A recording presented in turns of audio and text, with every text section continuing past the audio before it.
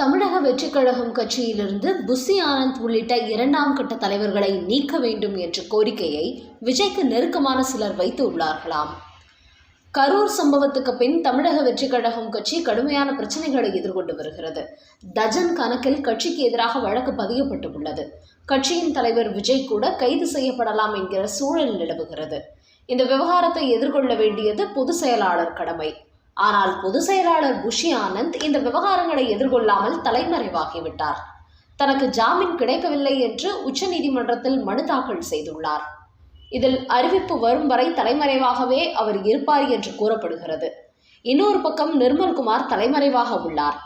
இதுபோக ராஜ்மோகன், ஜான் ஆரோக்கியசாமி, அருண் ஆகிய தலைவர்களும் தலைமறைவாகி உள்ளார்கள். கலவரத்தை தூண்டும் விதமாக போஸ்ட் செய்த ஆதவ் அர்ஜுனா தற்போது டெல்லியில் இருக்கிறார். அவர் மீது கடுமையான நடவடிக்கை எடுக்க வேண்டும் என்று கோர்ட் உத்தரவிட்டுள்ளது. அவரை சும்மா விடக்கூடாது, அவரை வெறுமனே பார்த்து கொண்டிருக்கக்கூடாது என்று மதுரை உயர்நீதிமன்றம் பெஞ்ச் எச்சரிக்கை விடுத்துள்ளது. இப்படிப்பட்ட நிலையில்தான் கட்சி மொத்தமாக அல்லோல்பட்டு உள்ளது.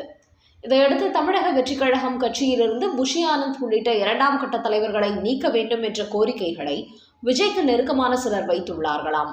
அதாவது இரண்டாம் கட்ட தலைவர்களை மொத்தமாக நீக்குங்கள்.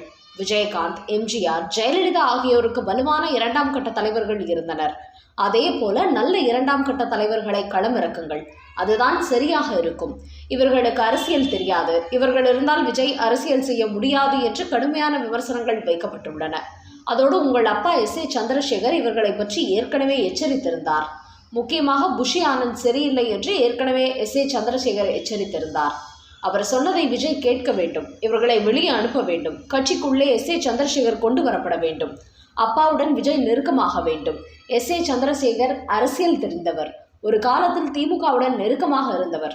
அவருக்கு அரசியல் நெளிவு சுழிவுகள் தெரியும். அதனால் விஜய் அவருடன் மீண்டும் சேர வேண்டும். இது மட்டுமே விஜய்க்கு சரியாக இருக்கும் என்று அவருக்கு நெருக்கமான சிலர் தெரிவித்துள்ளார்களாம். பிரச்சனை என வந்தவுடன் அதை எதிர்த்து நிற்காமல், தனக்கு பக்கபலமாக இல்லாமல் இப்படி எங்கு உள்ளார் என தெரியாத அளவுக்கு புஷி ஆனந்த் செயல்பட்டது.